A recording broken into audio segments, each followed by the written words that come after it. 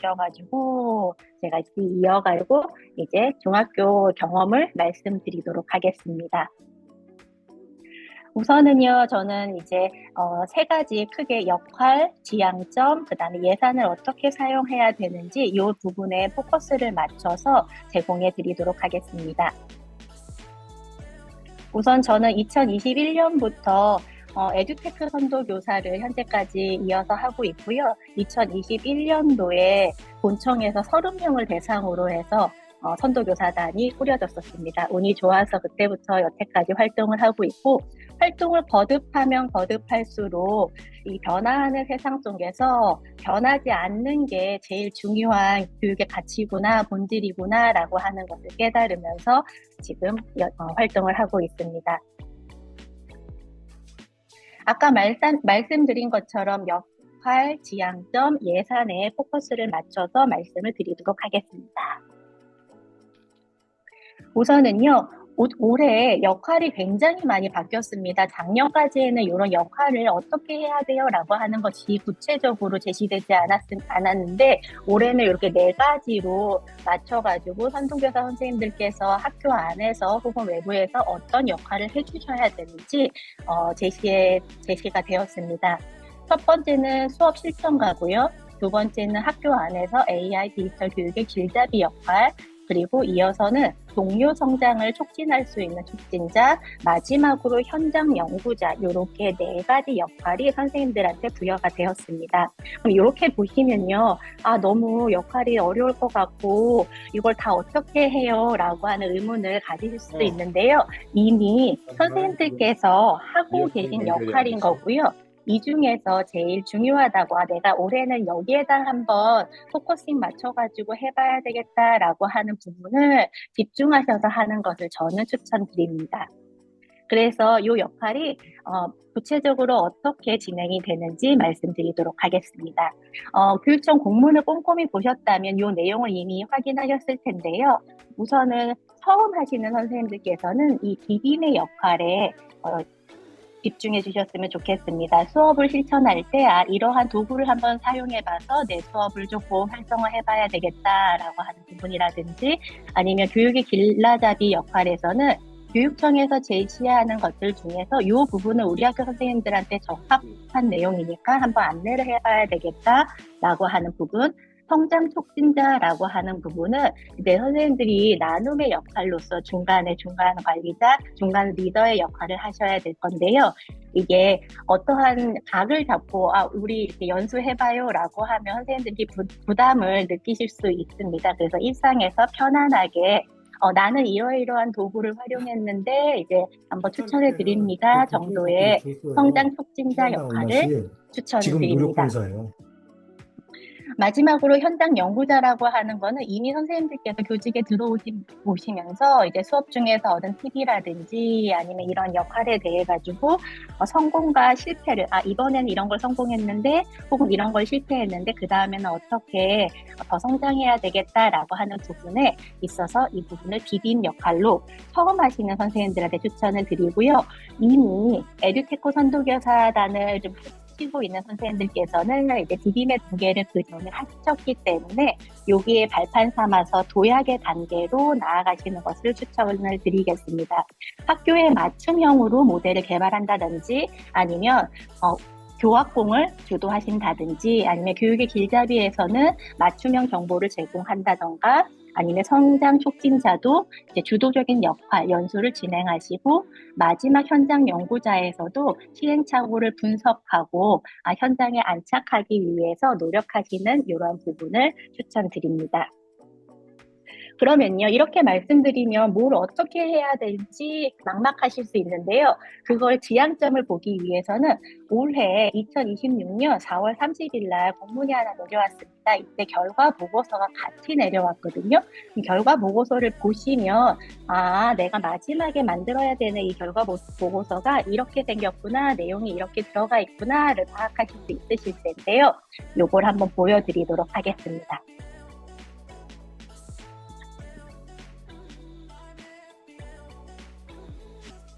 결과 보고서가 지금 제일 처음에 결과 보고서 안내해서 공문이 내려왔고요. 마지막 페이지에 이렇게 뭐 서식 1에서 엑셀 파일 이렇게 정산서 그리고 통장 거래 내역서가 이렇게 제공돼야 된다라고 하는 부분, 지출 증빙 자료, 그 다음에 관련된 내용들 그리고 결과 보고서가 있습니다. 작년하고 똑같은 점은요. 첫 번째 이 수업 실천과예요. 내가 내 수업을 어떻게 에듀테크를 활용해가지고 수업을 풍성하게 만들었는지 그 부분을 이제 작성해 주시면 되는데요. 이제 수업을 설계했을 때 선생님이 어떤 거를 주의하시면서 설계를 하셨는지 그리고 영상을 입력하셔도 되고요. 영상에 대한 설명도 넣어주세요. 저는 작년에 우연히 이제 제 수업 영상을 촬영하게 되었었어요. 그래서 그 부분을 링크로 해가지고 넣어두고요. 보통은 이제 촬영하시는 경우가 굉장히 적기 때문에 수업을 하시면서 이제 사진을 좀 많이 찍어두시는 것을 추천해 드립니다. 그리고 학습 흐름에 있어서 1차 시, 2차 시, 혹은 3차 시, 4차 시까지 그리고 학습 결과에 대해서 이러한 결과를 얻었다. 그리고 그 수업에서 내가 어떠한 도구를 어떤 특징을 갖고 있고 학생은 어떻게 활용하게 됐는지 그리고 요즘은 유튜브에 이런 도구를 어떻게 활용하는지가 굉장히 잘 나와요. 링크를 하나 넣어주시고 이제 수업을 마치시고 이 수업이 성공을 할 수도 있지만 실패를 할 수도 있는 거거든요. 저 재작년에는 제가 실패한 수업을 하나 넣었었습니다. 그리고 실패를 하더라도 내가 이 수업을 통해서 배웠던 내용, 경험했던 내용, 앞으로는 이렇게 수정하고 보완해야 되겠다라고 하는 선생님만의 의견을 넣어주시면 될 것 같습니다. 그리고 이제 이어서 소통하고 일상전 나눔 문화 조서, 마지막으로 경험의 자산화해서 현장 연구자까지 이렇게 되어 있습니다. 그래서 여기 안내로 나와 있는 예시를 한번 살펴보시면 내가 1학기 때는 여기 정도까지를 이제 학교에서 역할을 하고 2학기 때는 어떻게 해야지라고 하는 생각을 하실 수 있을 거라고 판단이 됩니다. 이어서 PPT 보도록 하겠습니다. 네.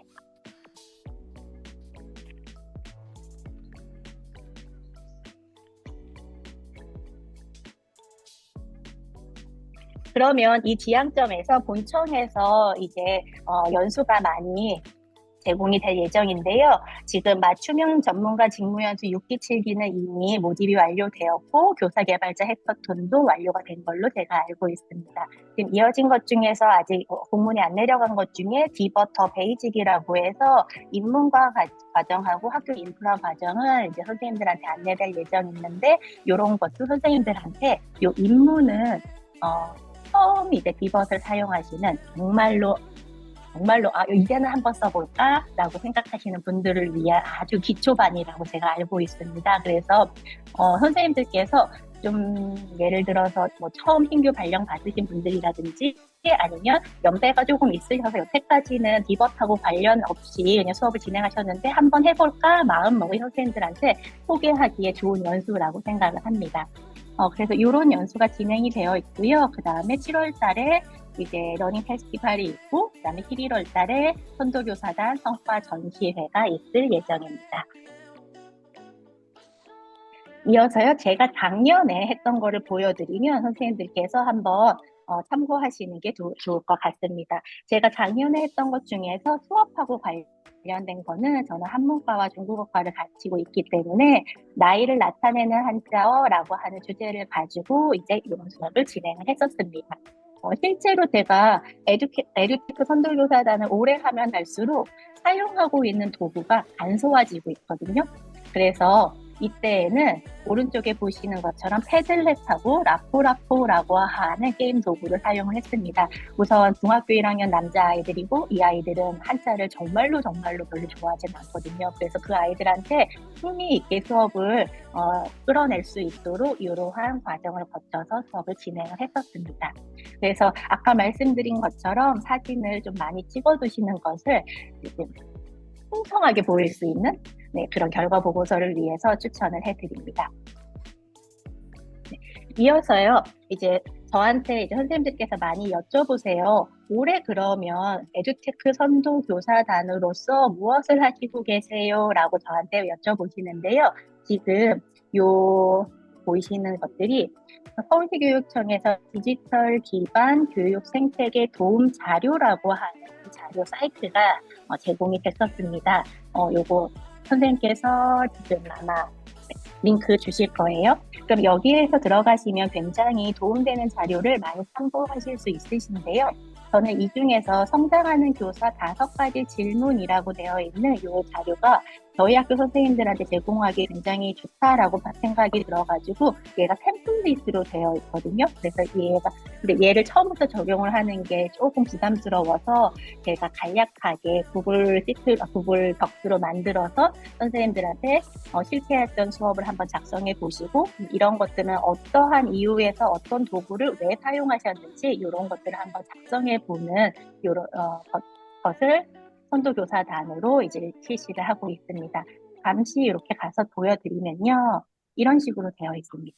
그래서 클릭하시면 보실 수 있으시고 아니면 다운도 받을 수 있습니다. 그래서 저는 이 책자를 저희 학교에서 지금 올해는 얘를 한번 맞춰서 사용해보자 라고 하면서 교학공대에서 하고 있습니다. 이어서 말씀드리도록 하겠습니다. 이어서 동료 성장 촉진자로서는요, 제가 2021년도부터 저희 학교 직무연수 교학공을 계속 운영해 오고 있습니다. 올해도 1학기에 이미 저희가 끝냈습니다. 5월 14일 날 연수가 끝났거든요. 20시간을 이미 했었고요. 이제 3월 달부터 해서 5월 달까지 가열차게 달려왔습니다. 보통 저희가 이렇게 할 때 가장 걱정이 되는 부분은 이 20시간을 어떻게 채워내지? 라고 하는 것을 선생님들께서 많이 고민을 하시는데요. 저 같은 경우에서는 이제 왜 교육청에서 날라오는 공문에 자주 이름이 등장하시는 분들이 계세요. 그러면 그분들은 그 분야에 있어서 연수를 굉장히 잘하시고 해안이 있는 분이시다라고 판단할 수가 있는데 그분들한테 내부 메일을 보냅니다. 저희 학교에서 이런 연수를 한번 열고 싶은데 와주실 수 있으신가요? 라고 하고요. 그러면 대부분의 선생님들은 정말로 흔쾌히 시간 맞추셔가지고 와주시거든요. 그래서 이 외부 선생님들을 모셔가지고 이제 저희 교학공 선생님들 올해 16분인데 여기는 10분이고 희망하시는 분들까지 해서 16명이 같이 하고 있는데요. 요 안에서 이제 저희가 희망하는 주제에 따라서 연수를 진행을 하고 있습니다. 이 연수는 이제 뭐 교학공하고도 관련이 있지만 저희가 신학년 협의회 때도 이제 진행을 하려고 하고 있고요. 근데 그때는 이제 예산이 끝나기 때문에 선생님들이 이제 희망하시는 이제 원하시는 연수 강사 이분들을 찾아가지고 이거를 진행을 하고 있습니다.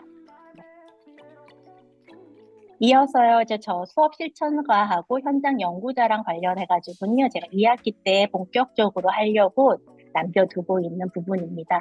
수업 실천과랑 관련해 있어서는 저는 제 수업의 본질에 대해서 계속 고민을 하고 있습니다.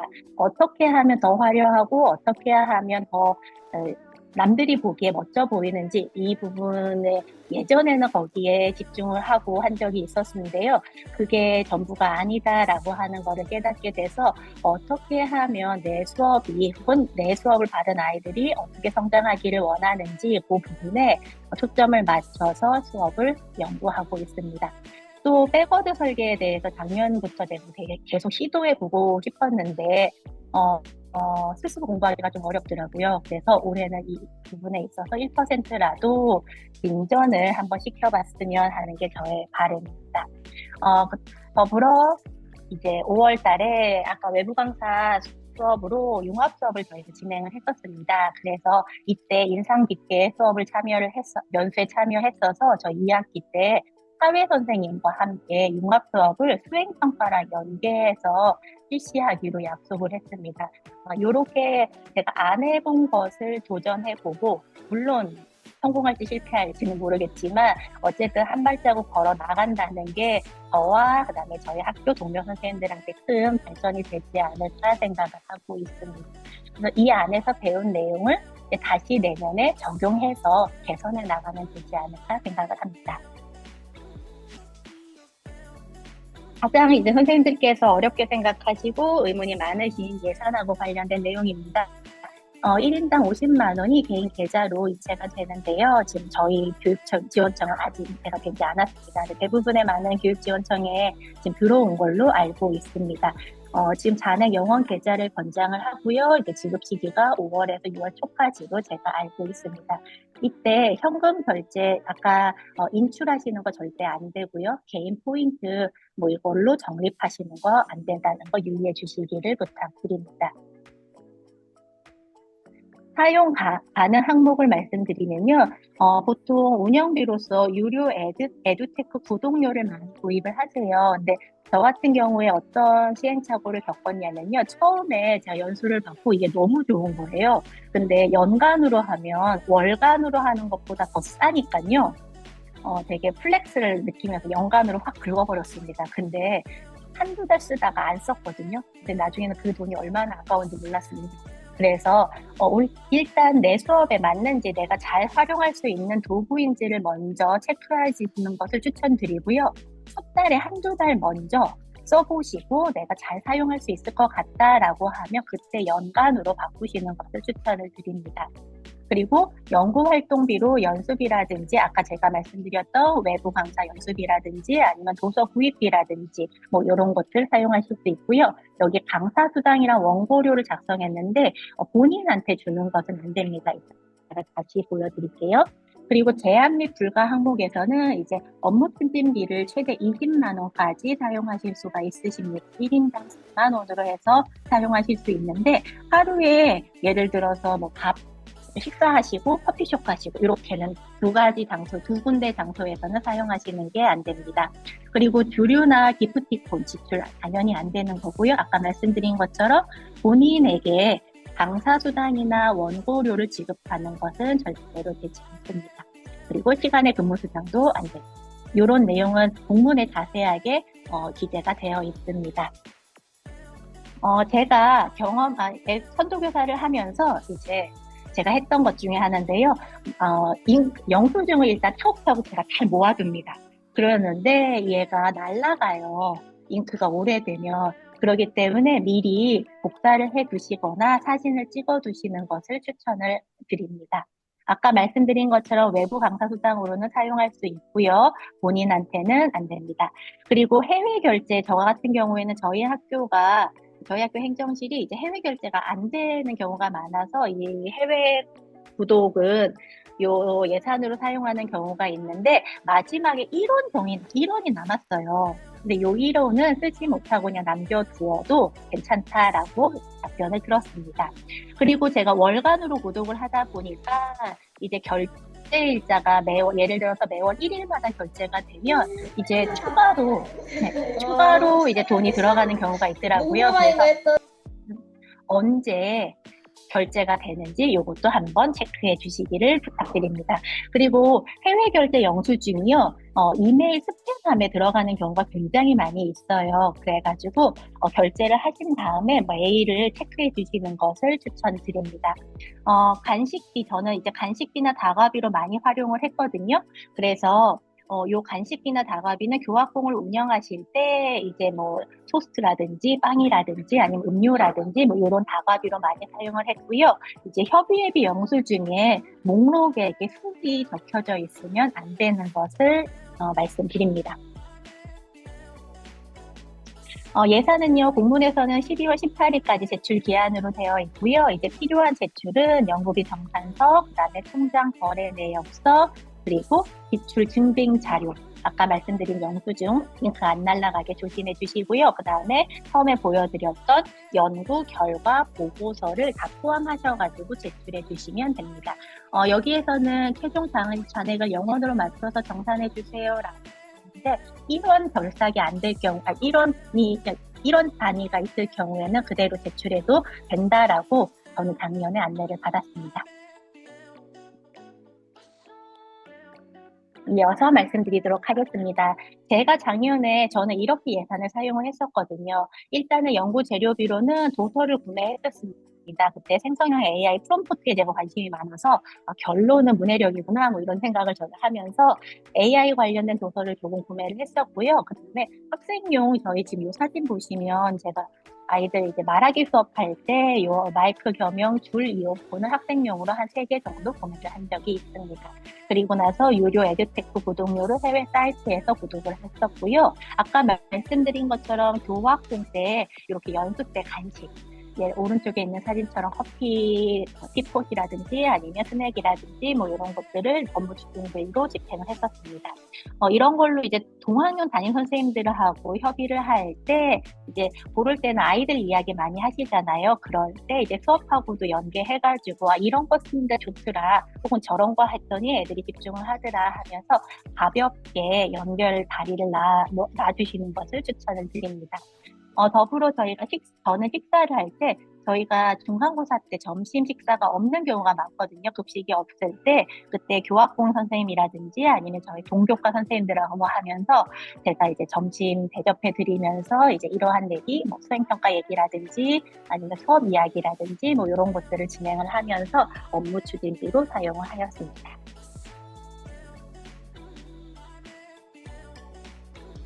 그래서 제가 Q&A를 길게 받으려고 조금 빠르게 말씀을 드렸는데요. 일단 마무리를 드리도록 하면요. 우선은 이제 교사 네트워크가 되어 있습니다. 저희가 패들렛이 저희가 소개된 데가 있는데 언제든지 찾아볼 수 있는 자료실입니다. 지금 보시면 이렇게 아까 말씀드렸던 뭐 오늘 행사라든지 아니면 도움 자료라든지 교육청 공유 폴더라든지 지금 모집 중이네요. 성장형 교사개발자 해커톤이라든지 뭐 이런 것들을 이 안에서 확인하실 수가 있으시고요.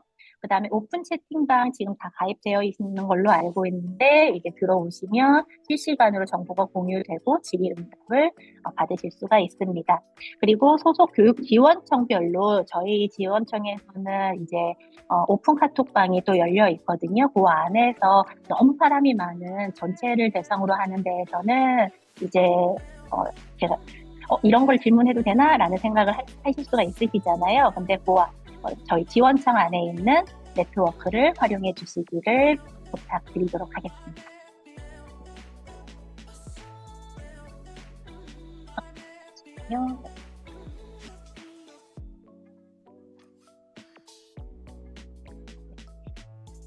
마무리로서 이제 제가 2026년도에 선생님들한테 드리고 싶은 말씀은 이제 도구에 혹은 기술에 너무 현혹되어가지고 남들이 쓴다고 하니까 나도 써볼까 뭐 이렇게 휩쓸려 가시지 않기를 그리고 수업의 목적에 가장 잘 맞는 도구를 선택하시는 것을 부탁을 드리고요. 아까 말씀드린 것처럼 연간 구독으로 결제하지 마시고 한두 달 먼저 사용해 보시고 가성비와 그 다음에 교과의 실용성을 판단해 보시는 것을 추천드립니다. 또 남을 위해서는요, 가벼운 소통의 힘이 저는 의외로 큰 힘을 갖고 있다라고 생각을 합니다. 그래서 거창한 이렇게 남들 모든 앞에서 나와서 하는 발표가 아니어도 상관없고요. 가벼운 커피라든지 따뜻한 밥 한 끼와 함께하는 수다가 스며들 수 있는 혹은 멋지를 할 수 있는 가장 최고의 나눔이라고 생각을 합니다. 그래서 선생님들의 일상의 고민을 수업의 고민을 한번 들어주시면서 그거에 맞춤형 해결을 같이 찾아가는 과정을 함께 하시기를 추천드립니다. 이제 AI 데이터 에듀테크 선도 교사로서 이제 든든한 동료가 되어주시기를 부탁을 드리고요. 이제 저를 비롯하여서 기존에 했던 많은 선생님들께서 함께 배우고 곁에서 지원하면서 나눌 수 있도록 노력하도록 하겠습니다. 이상 마치도록 하겠습니다. 질문 있으시면 마이크 키고 해주셔도 좋고요. 채팅창에 남겨주시면 제가 질문 답변해드리도록 하겠습니다. 감사합니다.